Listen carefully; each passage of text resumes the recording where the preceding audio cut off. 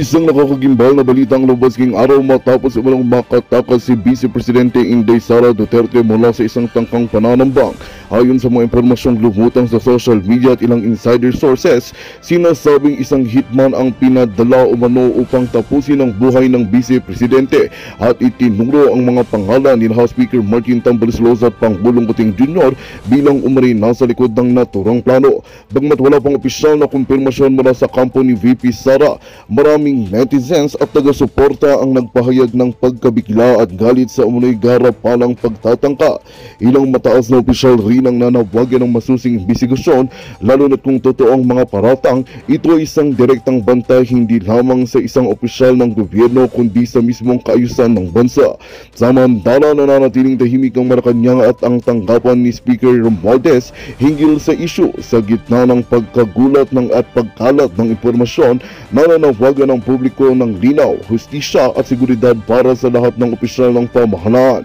Patuloy naming susubaybayan ang mga kaganapan at ihahatid ang pinakabagong impormasyon sa isyung ito na maaaring yumanig sa pambansang pamahalaan. At yan nga ang balitang ating pagkakatutukan. Ngunit bago ang lahat, siguraduhin mag-subscribe at ihitang notification bell para sa patuloy na pagtutok sa mga silap ng bagong balita dito lamang sa tunay na boses ng masa.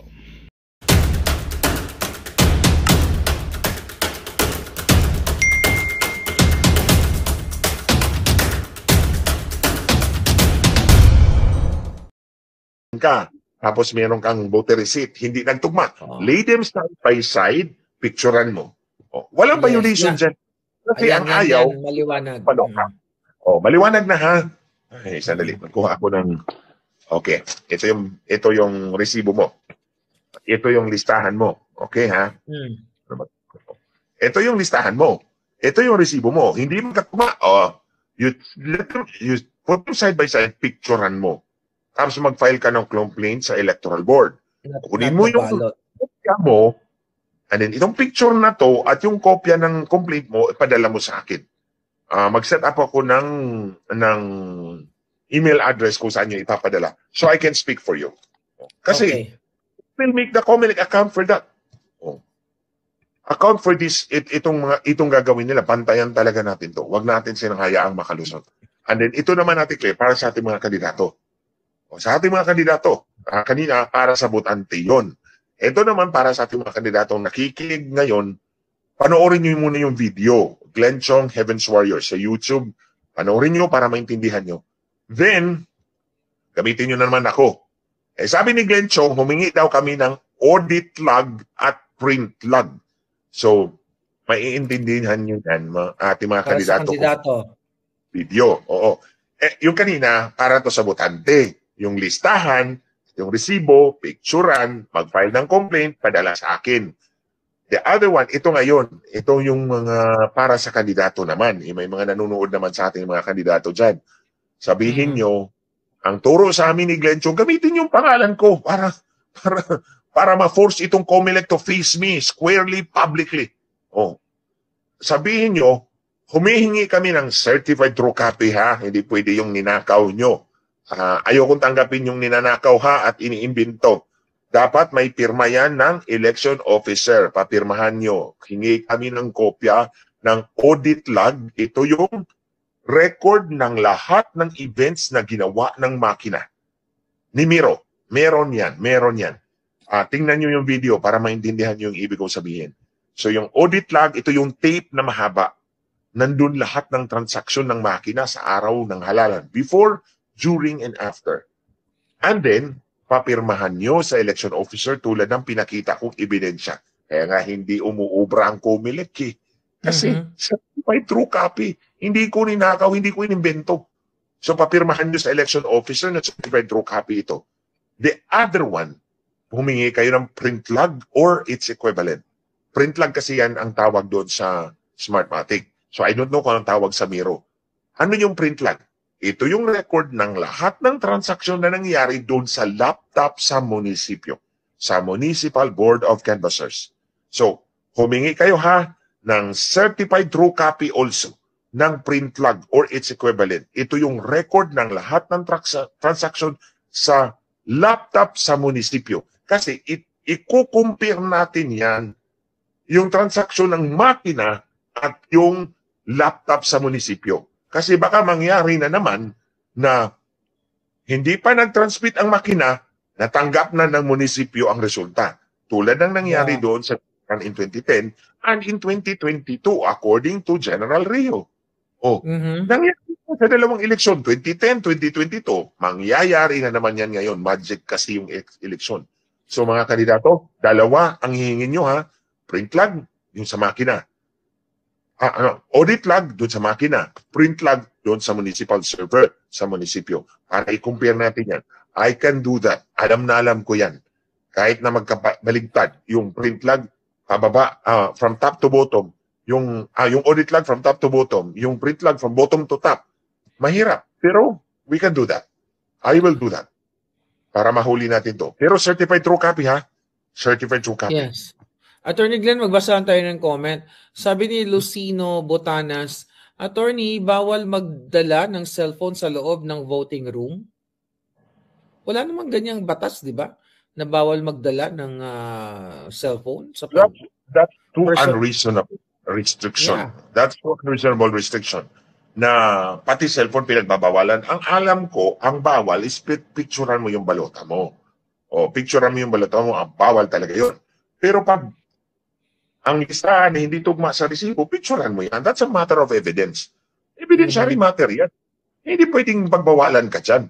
Karapatan mong magreklamo. Oo. At ilalabas natin yan na hindi nagtutugma para mabuking talaga itong Comelec, matuldukan natin itong kanilang kagaguhan, kalokohan. Yeah. So si Ednar Abs, actually nakapag-usapan na namin to kanina pero baka pwedeng paliwanagan muli. Sabi ni Ednar, how about yung complaints ng mga OFW about sa online voting nila na iba ang lumalabas? Ayun na nga. Kailangan mong may listahan ka. May listahan ka and then yung resibo na hindi sila nagtugma. You take a picture, you file a complaint.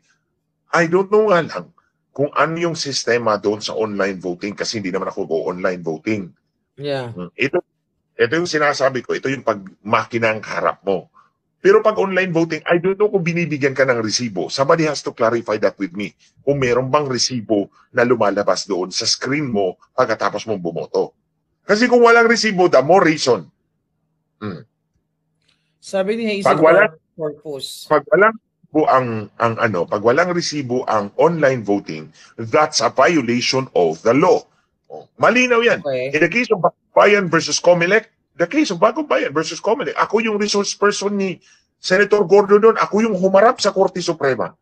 Kaya nga nanalo kami kasi ang sabi ng Comelec at that time, para lang malaman ninyo mga kababayan, ito katarantaduhan talaga ng Comelec. Tinatakot nila ang Korte Suprema na kapag may resibo daw tayo, 18 hours ang voting journey.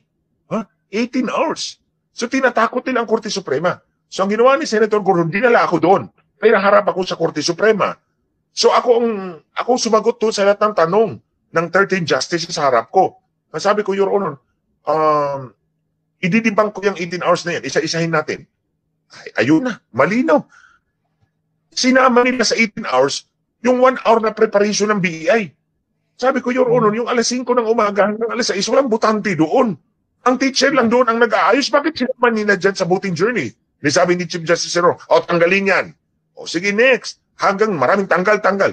And in fact, may resibo tayo ng 2016, 12 hours lang ang voting. Tarantado talaga itong Comelec na to. Mandaraya talaga. Living witness ako dyan doon. Dinadaya nila, 18 hours daw yung eleksyon pag may resibo. Ayun, sabi ng Korte Suprema, alam nyo mga kababayan, 30 minutes after the oral arguments, 13-0 ang voting ng Supreme Court. Ibigay ang resibo. Kaya online voting, dapat may resibo. Pag wala sa violation of the law, ipapa-impeach natin si George Garcia. Yes, sabi ni we'll see you. Nakaboto na po ako online dito sa Hong Kong, na screenshot ko pa, kaya lang hindi ko pa ma-check yung QR code kung yung binoto ko ba yun din ang lumabas. Yan ang sabi niya. Okay, so ayun nga. Walang resibo. Siguro, sabi walang resibo, QR code lang. Napaliwanag na nga din kanina yon. Pero sige, for the heck, i-explain ulit natin, brother. That's not a receipt. Kung QR code lang ang binibigay sa inyo, hindi yan resibo kasi nga sabi ko sa inyo, hindi pangalan ng kandidato ang laman ng QR code na yan eh. I-insist Code daw ang ba laman yan. ang resibo, sabi ni Truth Bar? Dapat yes, dapat Because i-insist. that's the requirement of the law. You Yeah. should insist for a receipt kasi requirement yan ng batas. Yun na nga mga kababayan. Kapag sinusort change tayo ng COMELEC, hindi ka binibigyan ng resibo, pinapahirapan ka, QR code binibigay sa'yo, in violation of the law. Anong ibig sabihin doon? Dadayain na naman yung eleksyon natin. Ano Kaya nga, ang specific na provision ng batas ang pwedeng sabihin ng ating mga kababayan para pag pumunta sila sa mga immigration, sa embahada, sa mga konsulado? Kasi usually, brother, yung ating mga OFW, minamaliit yan eh.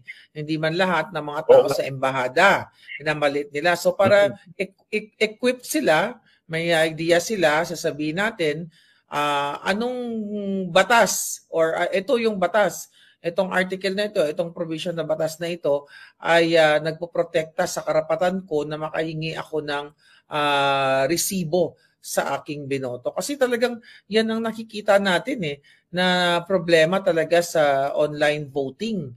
So yung iba dyan talagang inaano pa hindi pa tinatrato ng maayos ng mga nasa embahada at parang feeling nila ng mga nasa embahada, walang karapatan ng mga OFW na humingi ng resibo. Parang,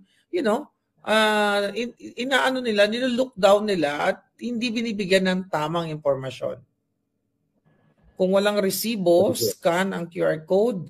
Kaso madaming walang scanner sa phone nila, sabi ni Sin. Actually, napaliwanag na nga namin kanina yan, palanggan ni Attorney Glenn, na dapat yung QR code na yan ay mayroong after mo bumoto, meron doong camera sa machine na kung saan ay pwede mong i-check kung tugma ba yung list yung binoto mo. So yes, ang dami nagko-comment na talagang walang resibo na binibigay online. So ini-screenshot lang daw nila. Yun ang sabi niya. I think you have to make an affidavit. I really sige ganito. I'll talk to some of the lawyers na mga kasama ko. Baka magpagawa tayo ng affidavit and then you sign it kung ano ang natanggap ninyo. Kasi yun yung gagamitin natin para ipa-impeach natin si George Garcia for flagrantly violating the law. Itong lahat ng commissioner na to, para we will put this head on na that's a flagrant violation of the law. Kung tatanungin kayo, ang batas is Republic Act 9369. Iyon yung batas na mayroong nag-require ng RA 9369. Nandun din yan sa ano. Basahin niyo yan, mga kababayan. Hinahanap ko, Ate Claire, actually yung specific section para hindi naman mahirapan natin kababayan na magbasa. Okay lang. Habang hinahanap mo yung particular na specific section, okay, sabi ni Vega Warp, ayun, mamaya, Vega Warp, itatanong ko yan. So, tama, sabi ni Hanilin, lahat ng boto dapat may resibo. Okay, paano ang gagawin pag binawala ng election officer na kuna ng PIC ang list at resibo at baka sabihin nila gagamitin sa vote buying, sabi ni Homer Espiritu. So explain mo nga, Palangga, na hindi naman balota ang pinipicturean mo, kundi ang iyong listahan ng iyong binoto at yung lumabas, which is kung hindi tugma, para gamitin mo as evidence to file a complaint. So yan ang pwede niyong sabihin. Wala kaming resibo, sabi ni Gresil America. So, brother. Sige. Ang isay po ninyo ay Section 7. Section 7. Paragraph E. Provision per voter verified paper audit trail. Republic Act 9369. Section 7E. Section 7E, Republic Act 9369. Okay. Provision provision for verified, ano ba yan? Provision for voter verified paper audit trail. Yan. Yun yung voter receipt. Section 7E, Republic Act 9369. And then, ang kaso na nag-require niyan is Bagong Bayan versus Comelec. Kami yan. Si Senator Gordon actually ang commissioner niyan. Ako naman yung resource person niya doon sa Supreme Court. Bagong Bayan versus Comelec. Brother, may mga ito na receive ko to no ng mga reklamo. Meron mga talagang binoto nila, let's say Duterte 10, tapos ang lumabas ibang pangalan. So paano kaya nangyayari yan? Kasi naipaliwanag mo kanina na dapat doon sa QR code. Brother? Doon sa QR code. Yun na pinalit yung look-up table. Pinalitan yung pangalan. Yeah. Kaya, ang lumabas doon sa QR code, for example, ang binoto mo ay si Vic Rodriguez. Sa QR code, hindi Vic Rodriguez ang laman doon. Ulit ko. Ang binoto mo si Vic Rodriguez, si Jimmy Bondoc. Okay, si Vic Rodriguez, 56. Tapos doon sa QR code, hindi Vic Rodriguez or Jimmy Bondoc ang nakalagay doon.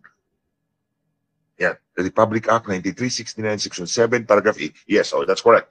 Yan yung voter verified paper. So, hindi Jimmy Bondoc, hindi Vic Rodriguez ang nandoon sa loob ng QR code, kundi code nila. So, ito palagay natin.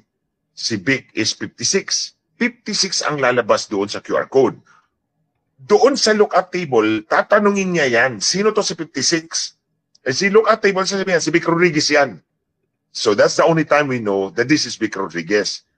Pero kung babaguhin ko yung lookup table, yung reference table, ilipat ko si Vic, naging 54 na si Vic, and ang nilagay ko doon ay si Abalos. Si Abalos, di si Abalos ang bibigyan ng boto ng makina.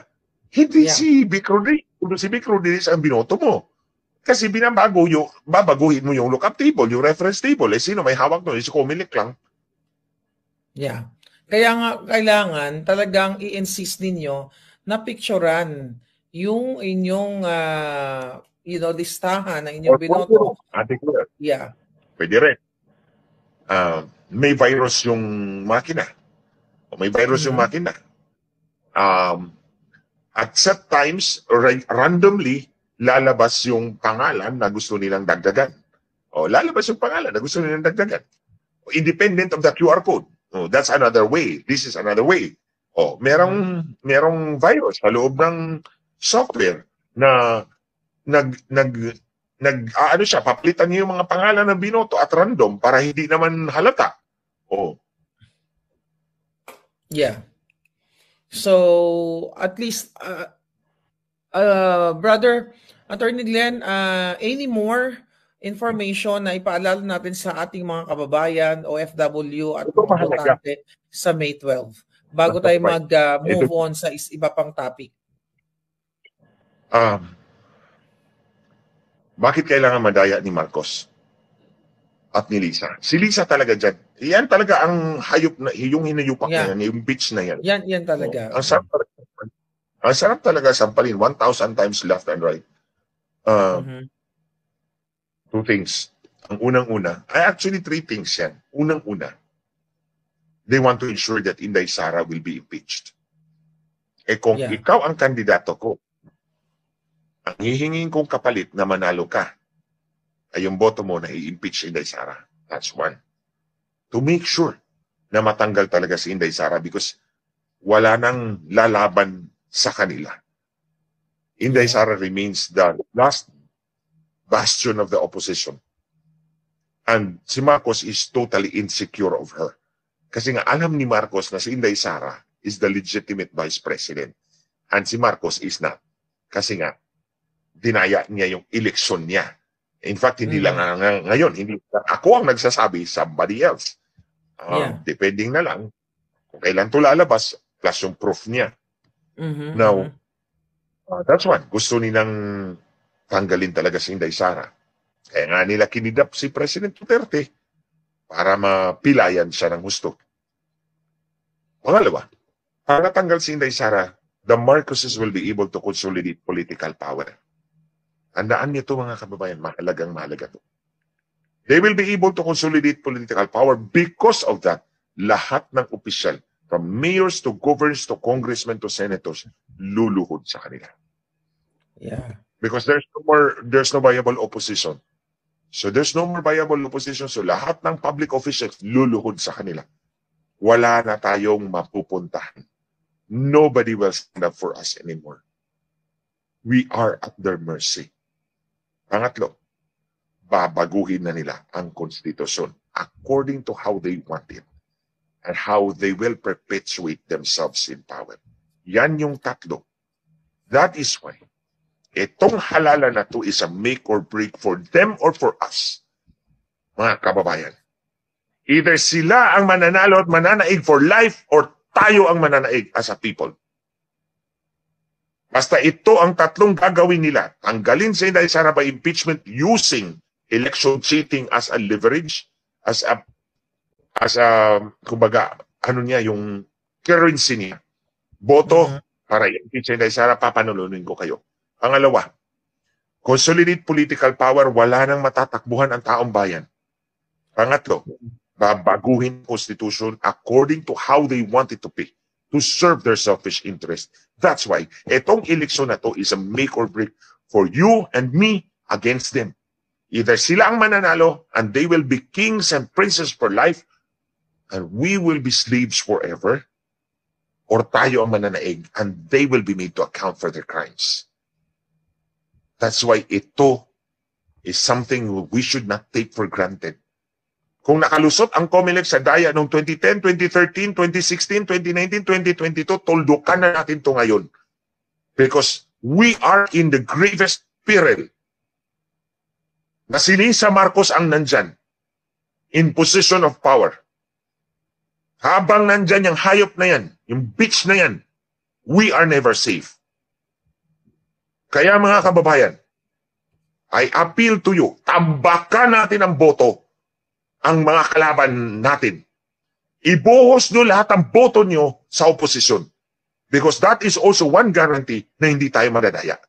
And kung dadayain tayo, sobrang talamak na talaga, garapalan na talaga, people will not take it anymore.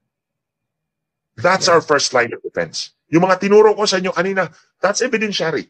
Pero yung first line of defense talaga natin, you and me, tambakan natin ang boto ang mga kalaban, ang mga kalaban.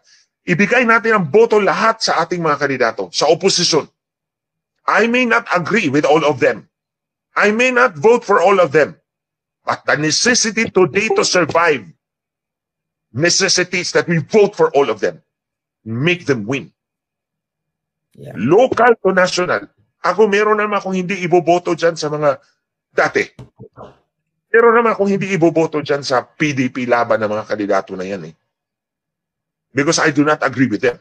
I do not trust them. But it necessitates that we should make them, all of them, win. So boboto ako sa kanila ng buo. Black voting. Sabi ni Inday Sara. So lahat ng Pilipino, ibuhos natin ang boto. Ibuhos natin ang boto sa opposition, sa PDP laban. Lahat, from local to national. Papanalunin natin yan. Para hindi sila madaya. Kung dadayaan man sila, tulad kay Pangulong Duterte, lulusot at lulusot pa rin. Kasi hindi naman po pwedeng yung daya is a zero-sum game. Hindi naman po siyang na dayain mo ng buong-buo. Kasi may limit bawat presinto, mga kababayan. Di ba? Merong maximum number of registered voters. Di ba? Hindi ka pwedeng lumagpas dyan. Eh kung mag-cheat ka, o mandaya ka na mandaya na walang limit, eh baka lumagpas ka na doon sa number of registered voters. So sobrang garapalay, huli sila. So yung data nila is a percentage. Percentage yan. Hindi pwedeng yung 100% kasi nga baka lumagpas ka na doon sa number of registered voters. Limit yan eh.